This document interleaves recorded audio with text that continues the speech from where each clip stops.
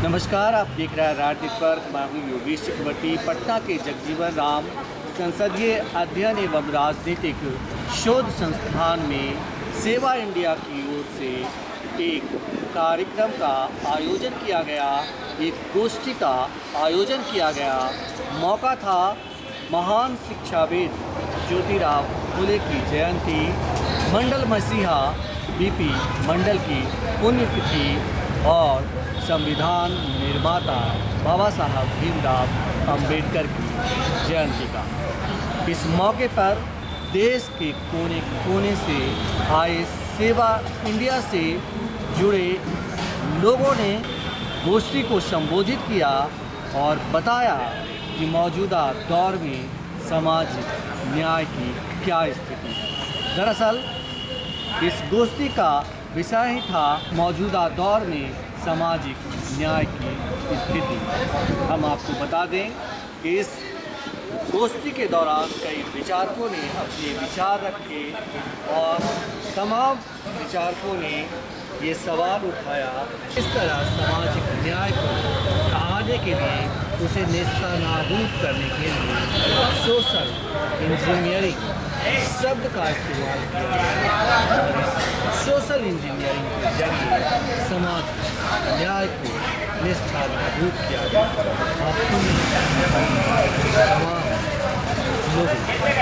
और all India federation of OBC employees welfare association की ओर से, और हम अपने महानुभावों के प्रति जो जिनकी याद में आज हम लोग यहाँ पे इकट्ठे हुए हैं, ज्योतिबा फुले, बाबा साहेब भीमराव अंबेडकर और बीपी मंडल जी, उनको हम याद करते हैं और उनके प्रति नमन करते हैं उनको। जो राकेश जी ने कहा कि सामाजिक इंजीनियरिंग, सोशल इंजीनियरिंग और सोशल जस्टिस का अंतर क्या है, ये हम थोड़ा उसको विस्तार से हम बताएं। ये 1990 में जब मंडल आयोग लागू हुआ तो मंडल आयोग का लागू होना एक बहुत बड़ी घटना थी, कोई साधारण घटना नहीं थी। और मंडल आयोग की कई उसमें 30-35 अनुशंसाएं हैं या शायद उससे भी ज़्यादा है, याद नहीं आ रहा है ठीक से, 40 अनुशंसाएं हैं। लेकिन उसमें मात्र एक अनुशंसा को लागू करने की घोषणा केंद्र सरकार की ओर से बीपी सिंह की सरकार ने किया था। लेकिन क्या होता भाई, 27% रिजर्वेशन था, अगड़ों पिछड़ों को ओबीसी को मिलता 27% आरक्षण, इतनी सी तो बात थी। लेकिन लगा जैसे कि पूरा भारत जो है एक भूकंप आ गया और पूरी भारत की भूमि कश्मीर से लेकर कन्याकुमारी तक और असम से लेकर और उत्तर पूर्व तक जो है दो भाग में बट गई। एक तरफ आरक्षण विरोधी और एक तरफ आरक्षण समर्थक, एक तरफ 85% बहुजन, एक तरफ जो है 15% जो है अल्पजन। उनको क्या दिक्कत थी? तो सवाल यह था, आज हमको बहुत खुशी है इस बात को लेकर कि बहुत सारे युवा साथी आज इस कार्यक्रम में आए और उनको ये नहीं पता है, हमको लगता है कि ये मिलेनियम लोग हैं जिनका जन्म जो है 90 के दशक में हुआ है या 2000 के बाद जिनका जन्म हुआ है, उनको हो सकता है इन सारी चीज़ों की जानकारी नहीं हो, इसलिए कि एक तो कि ये हमारे सिलेबस में नहीं पढ़ाया जाता है। दूसरी चीज़ है कि हमारे यहाँ कोई सिविल सोसाइटी ग्रुप नहीं है, ओबीसी, दलितों का, बहुजन का, जिनको हम बहुजन कहते हैं, उनका कोई सिविल सोसाइटी ग्रुप नहीं है जो कि लगातार समाज के अंदर जो है एक बहस को चलाते रहे, लगातार जो है गोष्ठियां करते रहे, लगातार मीटिंग करते रहे, लगातार कार्यक्रम चलाते रहे, किताबों का प्रचार प्रसार हो, विचारों का प्रचार प्रसार हो। इस तरह की चीज़ों का अभाव है जिसके चलते हमारे युवाओं को ये सारी बातें नहीं समझ में आ रही हैं। आज उनको समझने की जरूरत है इस चीज़ को, और वो नहीं समझेंगे तो फिर उनके साथ बहुत बड़ी समस्या होगी।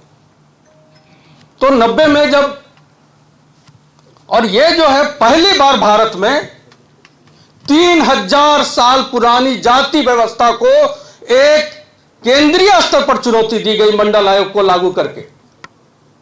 3000 साल पुरानी जाति व्यवस्था को एक चुनौती दी गई मंडल आयोग की एक अनुशंसा को लागू करके, और इसे चुनौती से घबरा कर जो है पूरे देश में एक सिविल वार की स्थिति पैदा की गई, एक गृह युद्ध की स्थिति पैदा की गई, और जो सामाजिक न्याय के जो विरोधी लोग थे वो आग लगाने लगे अपने देह में।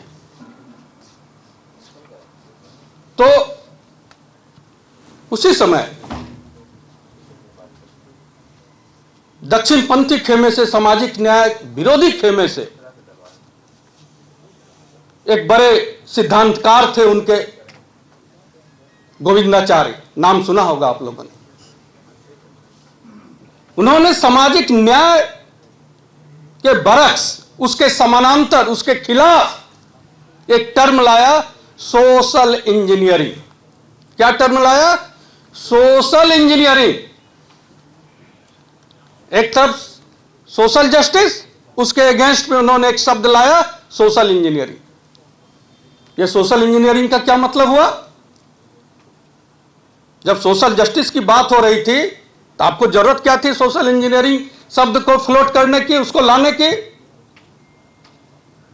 यदि आप सोशल जस्टिस और सोशल इंजीनियरिंग के भेद को आप नहीं समझिएगा तो बिहार में जो कुछ हो रहा है, देश में जो कुछ हो रहा है, और सामाजिक न्याय की जो अधोगति हो रही है बिहार में और पूरे देश में, आप उसको नहीं समझ पाएंगे।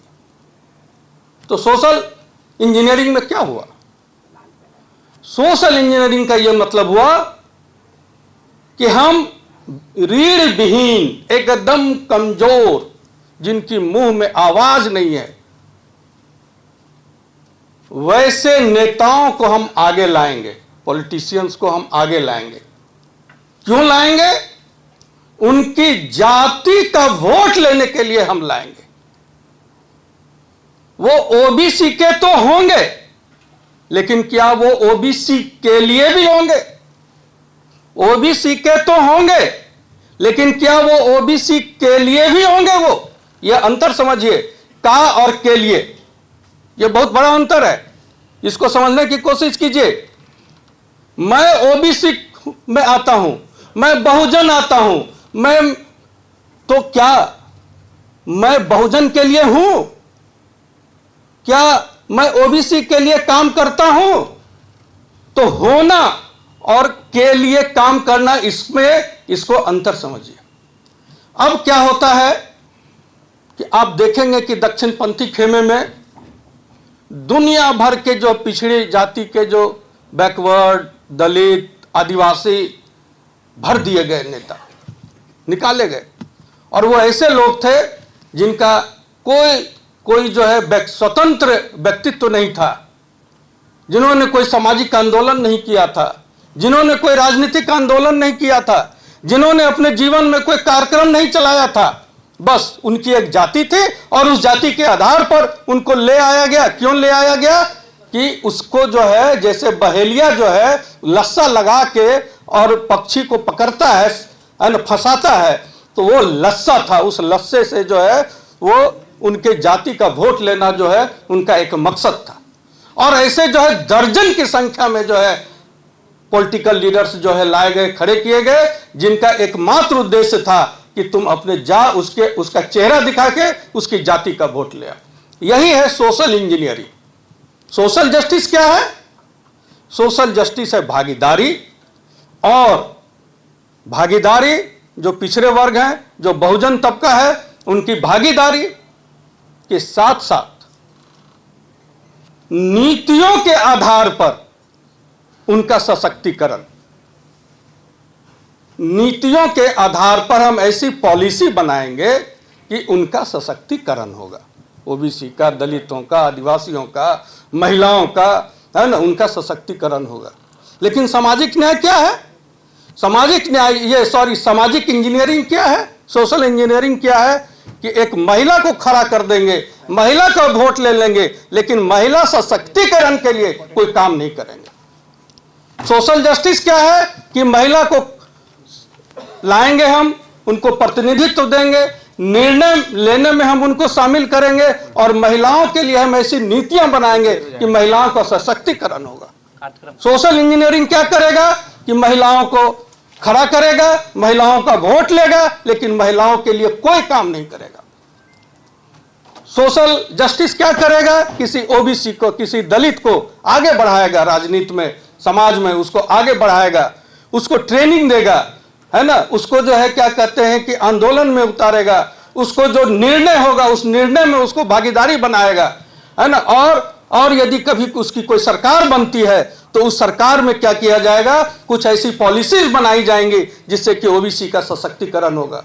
और सोशल इंजीनियरिंग क्या करता है, सोशल इंजीनियरिंग ये करेगा, किसी ओबीसी को, किसी दलित को ऊंचे पद पर बैठा देगा, उस जाति का वोट लेगा, सरकार बनाएगा, लेकिन काम जो है वो बड़े पूंजीपतियों के लिए करेगा, वो समाज के ऊंचे वर्गों के लिए करेगा। उसकी पॉलिसी में कहीं भी एससी नहीं होगा, कहीं भी एसटी नहीं होगा, कहीं भी पिछड़ा नहीं होगा, कहीं भी अति पिछड़ा नहीं होगा, कहीं भी महिलाएं नहीं होंगी।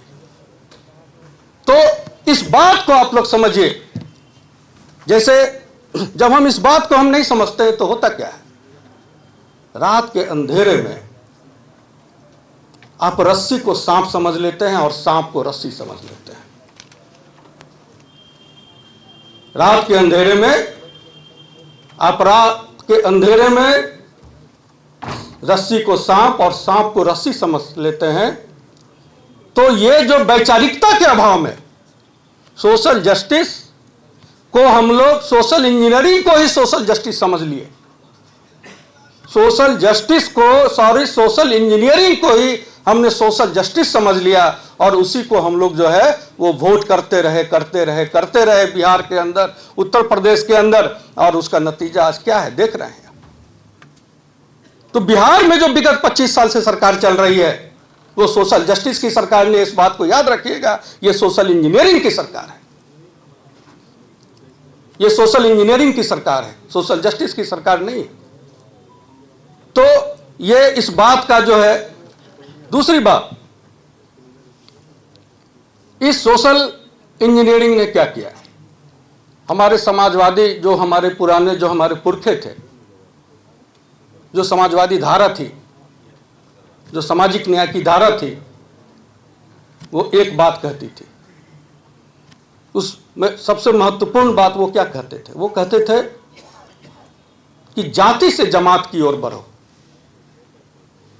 है ना, जाति से जमात की ओर बढ़ो। जाति व्यवस्था ने क्या किया, जाति व्यवस्था ने भारत का जो मेहनत कश तबका है, भारत का जो मेहनत कश आवाम है, जो मेहनत करने वाले लोग हैं, उनको सैकड़ों जातियों में बांट दिया। मंडल आयोग ने 3743 जातियों की गिनती की है, तो पूरा का पूरा जो है उन्होंने 3743 जातियों में भारत की आबादी को बांट दिया, मेहनत कश आबादी को बांट दिया। और उसमें जो मान लिया, अब एक उदाहरण के लिए हम बिहार का उदाहरण लेते हैं, सबसे बड़ी आबादी है यादवों की, 14% आबादी है। क्या यादव अकेले ये लड़ाई लड़ सकते हैं? नहीं लड़ सकते।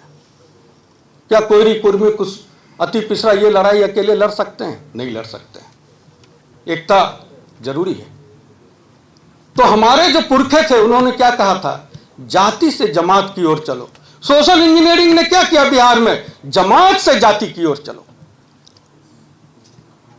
सोशल जस्टिस ने कहा कि जाति से जमात की ओर चलो, और सोशल इंजीनियरिंग ने कहा कि नहीं, जमात से जाति की ओर चलो। आज यही कारण है कि बिहार जो है, बिहार की जो पूरी सामाजिक स्थिति है वो जातियों में खंड खंड हो गई है। और इसका फायदा किसको मिल रहा है?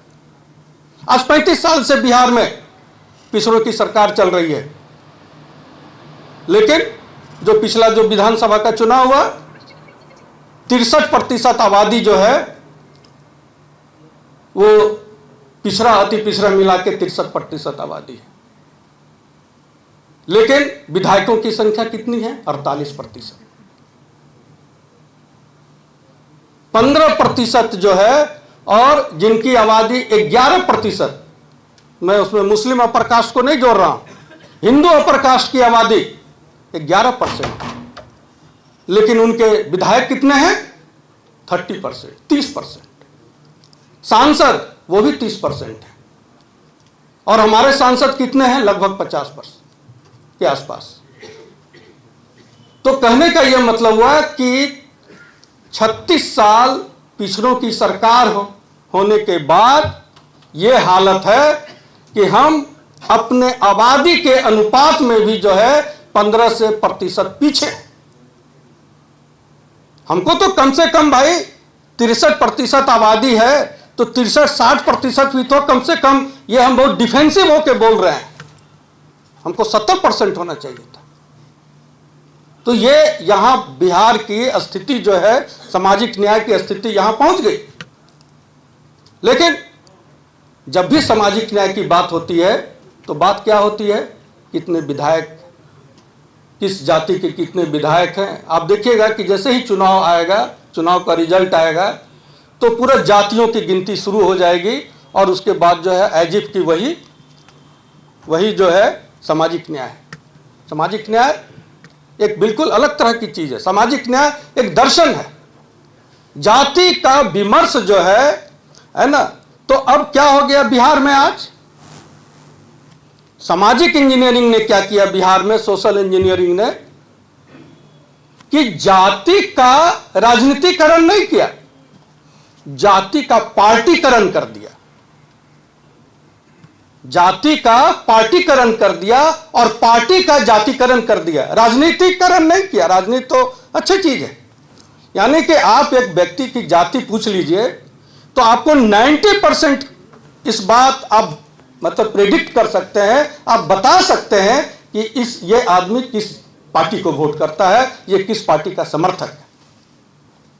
तो आज बिहार में जो सामाजिक न्याय की स्थिति बिहार में क्या है, जब आज हम इसकी चर्चा कर रहे हैं, तो इसको भी आप ध्यान रखिएगा। एक तरफ सोशल जस्टिस और सोशल इंजीनियरिंग का भेद, दूसरा जाति से जमात का जो नारा था, अब वो जमात से जाति की जो नारे में बदल गया, और तीसरा जो है जाति का पार्टीकरण और पार्टी का जातिकरण, ये बिहार में हमको देखने के लिए मिल रहा है। यह हुआ क्यों? इसलिए कि जिनके हाथ में सामाजिक न्याय की राजनीति थी, उन्होंने वैचारिक अभियान नहीं चलाया। सामाजिक न्याय अपने आप में कुछ नहीं है। सामाजिक न्याय का गहरा रिश्ता लोकतंत्र से है। सामाजिक न्याय का गहरा रिश्ता धर्मनिरपेक्षता से है। सामाजिक न्याय का गहरा रिश्ता समाजवाद से है। यदि कोई केवल सामाजिक न्याय की बात करता है, लेकिन वो लोकतंत्र की बात नहीं करता है, वो धर्मनिरपेक्षता की बात नहीं करता है, वो समाजवाद की बात नहीं करता है, तो वो सामाजिक न्याय का आदमी नहीं है। सामाजिक न्याय जो है, भारत की जो सामाजिक परिस्थिति है, भारत की जो आर्थिक परिस्थिति है, भारत की जो राजनीतिक परिस्थिति है, उसमें सामाजिक न्याय केवल सामाजिक न्याय के रूप में जिंदा नहीं रह सकता है जब तक कि उसका ऑर्गेनिक रिलेशन नहीं बनेगा, जब तक कि उसका अन्योन्याश्रय संबंध नहीं बनेगा लोकतंत्र के साथ, धर्मनिरपेक्षता के साथ और समाजवाद के साथ। इसीलिए मैं आपको एक फार्मूला बताता हूं, DS3 का formula. D for democracy, S for social justice, S for secularism and S for socialism. यानी आप यदि किसी पॉलिटिकल पार्टी के बारे में आपको पता करना है, आपको किसी पॉलिटिकल लीडर के बारे में पता करना है, आपको सरकार की किसी पॉलिसीज के बारे में आपको प्रेडिक्ट करना है, पता करना है, यह जानना है कि ये सामाजिक न्याय के पैमाने पर कितना खरा उतरता है, तो आप DS3 का जो नंबर लाइन है उस पर परखिए कि ये लोकतंत्र के पक्ष में है कि नहीं, ये पॉलिटिकल लीडर, ये पॉलिटिकल पार्टी, ये धर्मनिरपेक्षता के पक्ष में है कि नहीं, ये समाजवाद के पक्ष में है कि नहीं। यदि वो समाजवाद के पक्ष में नहीं है, यदि वो धर्मनिरपेक्षता के पक्ष में नहीं है, यदि वो लोकतंत्र के पक्ष में नहीं है, तो आप समझिए कि वो सामाजिक न्याय के पक्ष में भी नहीं है। वो 2-4 पॉलिसी बना के आपको धूल झोंक सकता है, लेकिन वो सामाजिक न्याय के पक्ष में नहीं होगा। इसलिए कि भारत यदि जो सामाजिक न्याय का गहरा संबंध धर्मनिरपेक्षता से है। क्यों? इसलिए कि जो सामाजिक न्याय की शक्तियां हैं, जो आबादी है, उसमें एक बड़ी आबादी अल्पसंख्यकों की है, मुसलमानों की है, सिखों की है, ईसाइयों की है, और उनमें वैसे लोग हैं जो निचली जाति से धर्मांतरित होकर मुसलमान बने। तो यदि धर्मनिरपेक्षता की बात नहीं होगी तो आपके भीतर एक सांप्रदायिक जहर भर जाएगा। सामाजिक न्याय क्या है? एक सकारात्मक सोच है, एक सकारात्मक विचारधारा है। लेकिन सांप्रदायिकता क्या है? एक नकारात्मक सोच है, एक नकारात्मक विचारधारा है। सामाजिक न्याय समाज का नवनिर्माण करता है, सांप्रदायिकता क्या करता है? विध्वंस करता है। तो आपको जो है, आपको देखना होगा। दूसरी चीज कि जब जैसे ही सांप्रदायिकता, डॉक्टर अंबेडकर ने कहा था कि हिंदू तभी एक होते हैं जब मुसलमानों के खिलाफ कोई दंगा फसाद होता है, ये लिखा है। तो जैसे ही सांप्रदायिकता भड़केगी तो क्या होगा? सब हिंदू एक हो जाएंगे। और उसका नेतृत्व कौन करेगा? हिंदुओं के एक होने से हमको समस्या नहीं है, लेकिन उसका नेतृत्व किसके हाथ में जाएगा? क्या दलित पिछड़ा के हाथ में जाएगा उसका नेतृत्व? नहीं, उसका नेतृत्व जाएगा दक्षिण पंथियों के हाथ में जाएगा, अपर कास्ट के हाथ में जाएगा, ब्राह्मणों के हाथ में जाएगा उसका नेतृत्व। इसलिए कभी भी जो है सांप्रदायिक राजनीति को, सांप्रदायिक विचारधारा को आप अपने लोगों के बीच में पनपने ना दें। और यही कारण था कि जब मंडल आयोग को लागू किया गया तो उसके खिलाफ राम रथ निकाला गया, उसके खिलाफ राम रथ निकाला गया। जब मंडल आयोग को लागू किया गया, बाबरी मस्जिद गिराई गई 2 साल के अंदर अंदर, और तमाम जो है, तो आप ये देखेंगे। और दूसरी, और धर्मनिरपेक्षता का क्या मतलब होता है? धर्मनिरपेक्षता का मतलब होता है कि आपके आसपास जो भी मुसलमान हैं, आप उनको सांप्रदायिक हिंसा से बचाने की कोशिश करें। नहीं तो आपके खिलाफ, आज उनके खिलाफ हिंसा है, कल आपके खिलाफ वो हिंसा होगी। आप अपने लोगों को, अपने जाति के लोगों को, अपने गांव के लोगों को, अपने परिवार के लोगों को आप सांप्रदायिकता के रास्ते पर न जाने दें। जो सांप्रदायिक हिंसा में भाग लिए दलित पिछड़ा लोग, वो सब जेल में सड़ रहे हैं। देख लीजिए, पता कर लीजिए। 15 कोयरी समाज के 15 लोग 89 के दंगे में, भागलपुर में जो दंगा हुआ, आज तक वो जेल में है। जिन्होंने दंगा करवाया वो चुपचाप हैं, आराम से घर में रह रहे हैं, उनके बाल बच्चों को कुछ नहीं हुआ, उनको कुछ नहीं हुआ, वो आराम से हैं, तरक्की कर रहे हैं। और जो सांप्रदायिक और जो दलित पिछड़े थे, उन्होंने हिस्सा लिया, और वो जो है क्या कहते हैं, बाद में जब सब कुछ खत्म हो गया, आपने अपराध किया है तो अपराध तो कानून का लंबा हाथ है, वो आप तक पहुंचेगा। जब दूसरी सरकार बदलेगी तो आप तक जो है वो गई और लोग गिरफ्तार हुए और वो जेल में सड़ रहे हैं। तो सांप्रदायिकता जो है आपको हिंसक बनाता है। सांप्रदायिकता जो है आपके भीतर एक जहरीला, एक जहर घोलता है। सांप्रदायिकता जो है आपको अपने अधिकारों से जो है दूर ले जाता है, अपने अधिकार की जो चेतना है उससे दूर ले जाता है वो सांप्रदायिकता। इजराइल क्या है? सांप्रदायिक देश है। आज वो इस तरह से लड़ाई लड़ रहा है, देखिए। उसको लगता है कि जो है बस यहूदी है। तो हमेशा जो है सांप्रदायिकता का विरोध करें।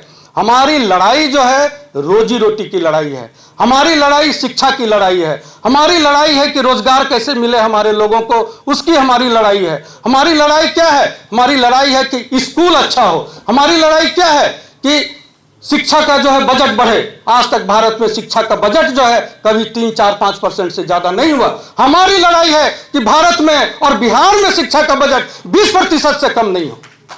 हमारी लड़ाई ये है। हमारी लड़ाई क्या है? हमारी लड़ाई है कि भारत सरकार और बिहार सरकार और जितने भी बैंक हैं और पब्लिक सेक्टर है, जितनी भी रिक्तियां हैं, वैकेंसीज हैं, उनको भरा जाए रिजर्वेशन देकर। कोई भी आपको ये कहता है कि आप बिजनेस कर लो, भैया हमसे बिजनेस नहीं हो सकता, हम पिछड़ी जाति से आते हैं, हमको बैंक लोन नहीं देगा। कोलेट्रल चाहिए हमको, हमारे पास पूंजी नहीं है, हम बिजनेस कहां से करेंगे? इस भुलावे में मत रहिए। हमेशा सरकार को हमको रोजगार देना पड़ेगा। हम सरकार से रोजगार मांगेंगे तो हमारी लड़ाई सरकार से रोजगार मांगने की है। हमारी लड़ाई है आत्मसम्मान की लड़ाई। हमारी लड़ाई जो है वो जीवन में आगे बढ़ने की लड़ाई है, विध्वंस की लड़ाई हमारी नहीं। हम विध्वंसक गतिविधियों में हम नहीं फंसेंगे, हम विध्वंसक विचारधारा के हम नहीं मानेंगे। हम हमेशा रचनात्मक काम करेंगे, हम हमेशा रचनात्मक बात बोलेंगे, हम हमेशा रचनात्मक विचारों के साथ चलेंगे। हम किनकी संतान हैं? हम ज्योतिबा फुले की संतान, उनके वैचारिक संतान हैं। कैसे? ये ज्योतिबा फुले ने आज हम जिनकी याद में हम खड़े हैं, जिनकी याद में हम हैं, उन्होंने बोला विद्या बिना मति गई, मति बिना गति गई, गति बिना नीति गई, नीति बिना वित्त गया, वित्त बिना शूद्र उदास हुए। और ये सब अनर्थ केवल अविद्या के कारण, ये सब अनर्थ केवल अविद्या के कारण हुआ। फिर से हम बोलते हैं, विद्या बिना मति गई, मति बिना नीति गई, नीति बिना गति गई, गति बिना वित्त गया, अब वित्त बिना शूद्र उदास हुए। और ये सब अनर्थ केवल अविद्या के कारण। तो आज हम समाजवाद की बात हम क्यों कर रहे हैं? सामाजिक न्याय को समाजवाद से हम जोड़ने की बात क्यों कर रहे हैं? हम इसलिए कर रहे हैं सामाजिक न्याय को समाजवाद से जोड़ने की बात कि जो हमारे समाजवादी विरोधा थे, उन्होंने एक नारा दिया था, राष्ट्रपति हो या भंगी की संतान, सबकी शिक्षा एक समान। राष्ट्रपति हो या भंगी की संतान, सबकी शिक्षा एक समान। उसमें थोड़ा सा हम इम्प्रोवाइज करते हैं, थोड़ा सा उसमें एडिट करते हैं, सुधारते हैं, बेहतर बनाते हैं कि राष्ट्रपति हो या भंगी की संतान, सबकी शिक्षा चिकित्सा एक समान। राष्ट्रपति हो या भंगी की संतान, सबकी शिक्षा चिकित्सा एक समान। तो कहने का यह मतलब कि शिक्षा और चिकित्सा एक समान कैसे होगा? ये समाजवादी नीतियों से होगा। इसीलिए हम कह रहे हैं कि सामाजिक न्याय का गहरा रिश्ता जो है समाजवाद से, धर्मनिरपेक्षता से है, और उसके बाद जो है समाजवाद से। क्योंकि हम गरीब लोग हैं, हम गरीब लोग हैं, हम सामाजिक असमानता के शिकार लोग हैं। तो हमारे जीवन में तरक्की तभी होगी पूंजीवादी रास्तों पर चलकर, जो है जो आर्थिक विकास का जो पूंजीवादी रास्ता है उस पे चल के पिछड़ों की, दलितों की तरक्की नहीं हो सकती है। हर हालत में उसको समाजवादी रास्ता अपनाना होगा।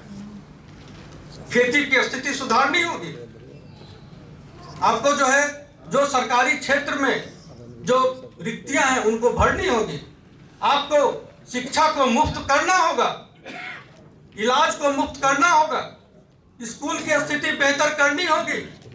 प्रत्येक प्रखंड में और प्रत्येक पंचायत में एक भव्य स्कूल आपको बनाना होगा। नवोदय विद्यालय जो है, और हजारों नवोदय विद्यालय खोलने होंगे आपको। तो कहने, और आज जो स्थिति की जो चर्चा हो रही है, तो सबसे बेहतर है कि बिहार में सामाजिक न्याय की स्थिति को समझने के लिए आप 2023 में जो बिहार की जाति जनगणना का जो सर्वे आया है, आप उसको पढ़िए। आप आज वो सर्वे गायब है, बिहार सरकार के किसी वेबसाइट पे वो सर्वे आपको नहीं मिलेगा। लेकिन जिन लोगों ने उसको डाउनलोड किया था वो आपको मिल जाएगा कहीं न कहीं, सरकार के वेबसाइट पे नहीं मिलेगा।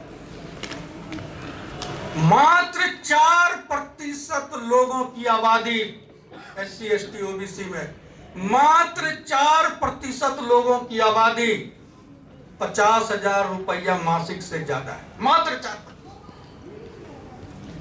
सोचिए, और रिपोर्ट क्या है? 6,000 से कम कितने लोग हैं? 6,000 से 10,000, 10,000 से 20,000, और उसके बाद जो है 20 से 25,000। यानी गरीबों में आप बांट रहे हैं गरीबों को। आज की जो हालात है, जो आर्थिक जो महंगाई है, उस महंगाई के अनुसार 50,000 रुपया भी जो परिवार कमा रहा है महीना में, वो भी गरीबी समझिए कि वो गरीब है। तो आप यदि 35 साल से यहाँ सामाजिक न्याय की, तथाकथित सामाजिक न्याय की सरकार है, ये पिछड़ों की सरकार है, पिछड़ों के लिए नहीं है, ध्यान दीजिएगा। ये पिछड़ों की 35 साल से बिहार में पिछड़ों की सरकार है, बिहार में पिछड़ों के लिए सरकार नहीं है। कोशिश किया था लालू जी ने इसको पिछड़ों के लिए सरकार बनाने की, लेकिन वो सफल नहीं हो सके।